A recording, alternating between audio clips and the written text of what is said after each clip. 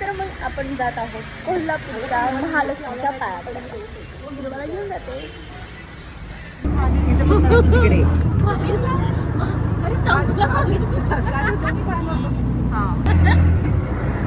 Hello guys, welcome to my blog. आणि आम्ही आता सकाळी सकाळी महालक्ष्मीच्या दर्शनाला.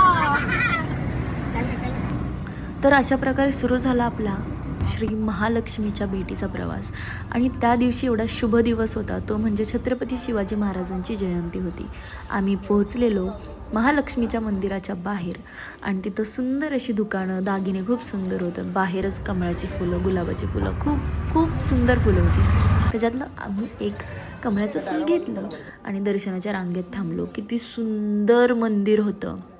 याआधी मी 4थीत असताना महालक्ष्मीच्या मंदिरात आलेली, शाळेच्या सहलीमधून.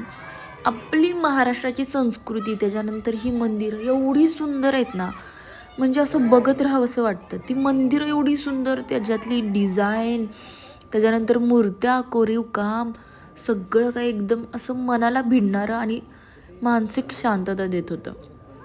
आणि डागडुज पण तिथं सुरू होती मंदिराची. ते बघून खूप छान वाटलं खरं तर. आणि आपण प्रवेश केलेला आहे मेन मंदिरात. आणि हे साधू होते, खूप मोठे असतील, मला त्यांचं नाव माहिती नाही. आणि ही मी, ते बसलेले तिथं तपश्चर्येसाठी. आणि अशा प्रकारे आमचं दर्शन झालं. त्याच्यानंतर मी खूप सारे व्हिडिओज, फोटोज काढले. आणि तुम्ही बघू शकता किती सुंदर मंदिर आहे. त्याच्यापुढे ही छोटीशी तुमची मुलगी. त्याच्यानंतर नाश्ता, आता देवपूजा झाली, आता नाश्त्याला जाऊया. त्याच्यानंतर दावणगिरी म्हणून हा नाश्ता सेंटर होता, फेमस आहे, तिथं गेलो. आणि आमच्या हॉटेलच्या शेजारी उडपी रेस्टॉरंट, तिथं जाऊन आम्ही कॉफी पिलो. हे उडपी रेस्टॉरंट आहे ताराराणी चौकामध्ये. आणि इथंच मी आजचा व्लॉग संपवते. धन्यवाद, थँक्यू सो मच बघण्यासाठी.